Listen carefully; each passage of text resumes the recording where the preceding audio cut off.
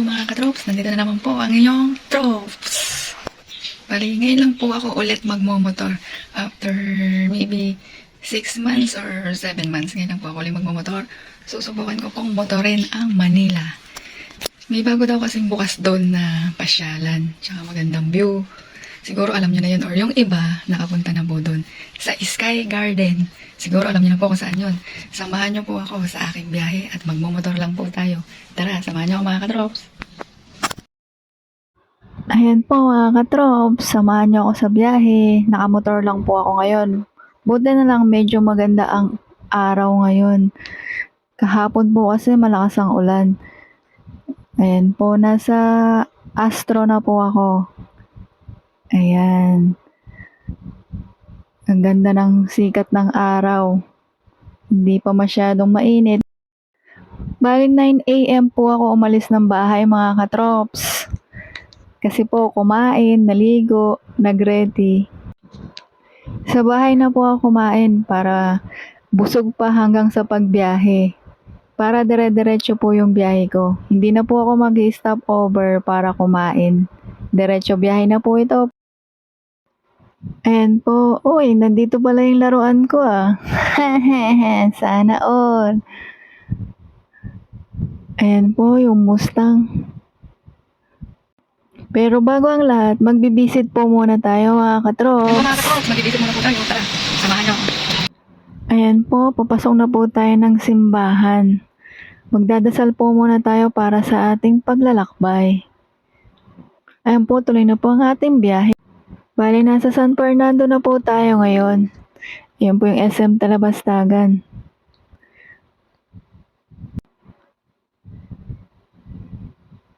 Ayan po, San Fernando na po tayo dito. Medyo may konting ginagawang mga daan-daan pa pala dito sa kabilang side. Hindi pa pala tapos.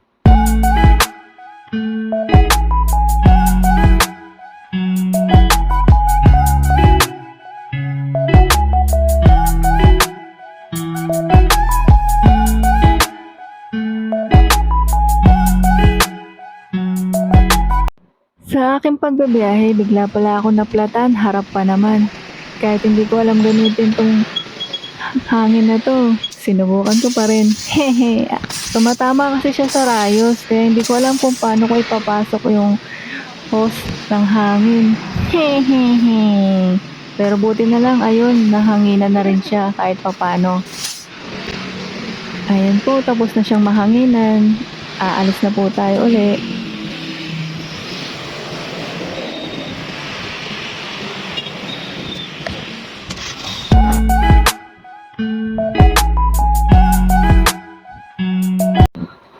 Kaya sa mga nagra-rides po dyan, ingat-ingat po sa pagdadrive at huwag po masyadong mabilis. Buti na lang po ako, yung lumambot yung gulong ko, mabagal lang po ako. Naramdaman ko kaagad kasi medyo malikot yung manubela niya. Kaya feeling ko flat or malambot, kaya nagpahangin na ako. Ayan pala yung Jed Island. Sa mga gusto mag-swimming, mga trops, swimming na.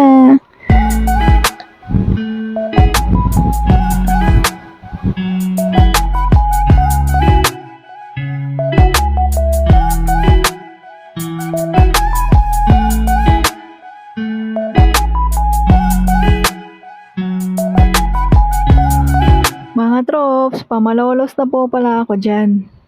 Ayan po yung mga tulay-tulay dyan. Siguro alam nyo na rin po yung daan na to. Mabagal lang po yung takbo ko dyan. Naka-fast forward lang po para mabilis. Kung pwede nga lang i-fast forward ang puso ko papunta sa'yo. Hehehe.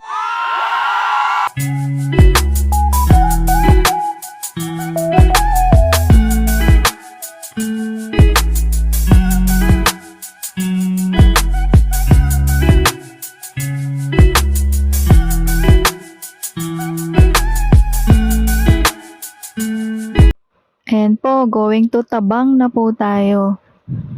Tabang lang po ang punta, pero sana po wag tatabang ang pagmamahal mo. Yes! Ayan na po yung arko ng Bulacan.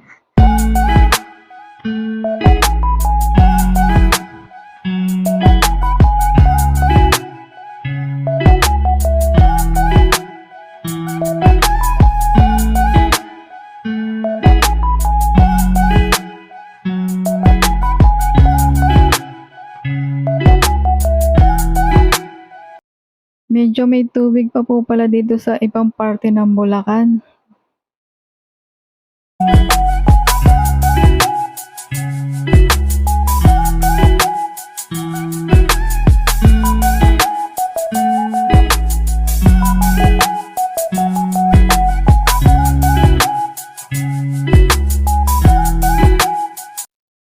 Bigla pong kumilimlim dito sa Bukawi. Naku po, wala pa naman po akong dalang kapote. Pero hindi naman matutuloy yan. Manalig lang tayo mga katrops. Kulimling lang yan. Hindi yan matutuloy.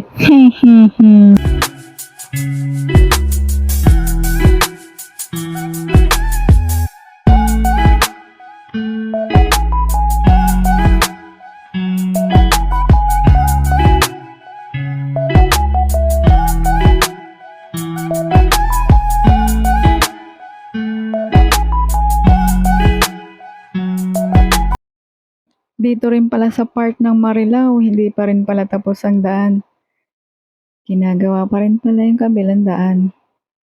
Sana po matapos na para gumanda-ganda naman ng kalsada at ang pagbibiyahe ng mga nasa daan. Nasa monumento na pala ako, hindi ko akalain, medyo napabilis po yata. Yan po.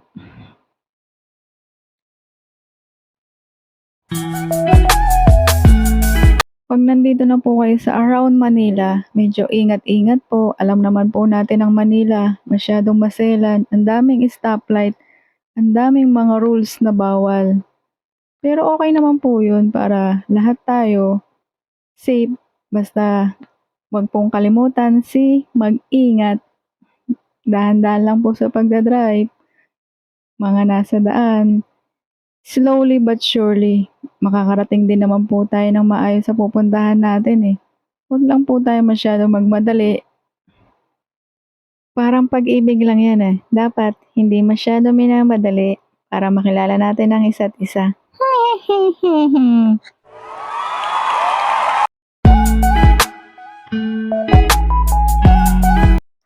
Ayan po, pataas na po tayo sa overpass. Madadaanan pa natin yung GMA. GMA, kapuso. Yan po yung mga favorite natin mga pinapanood.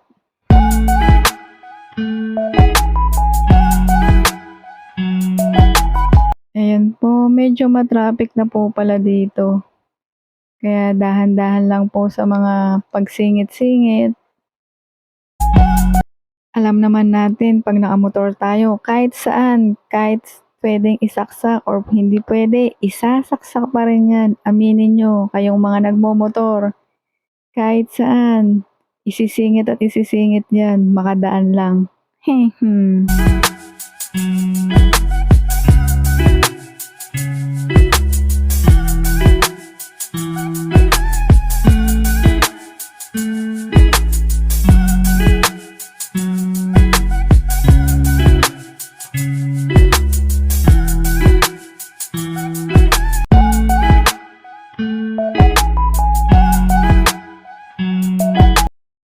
Sa Manila talaga, no? Nakakalula yung mga building. Ang tataas ng mga building dito sa Manila. Parang yung respeto ko sa'yo. Pag nagmahal ako, mataas. Ano daw?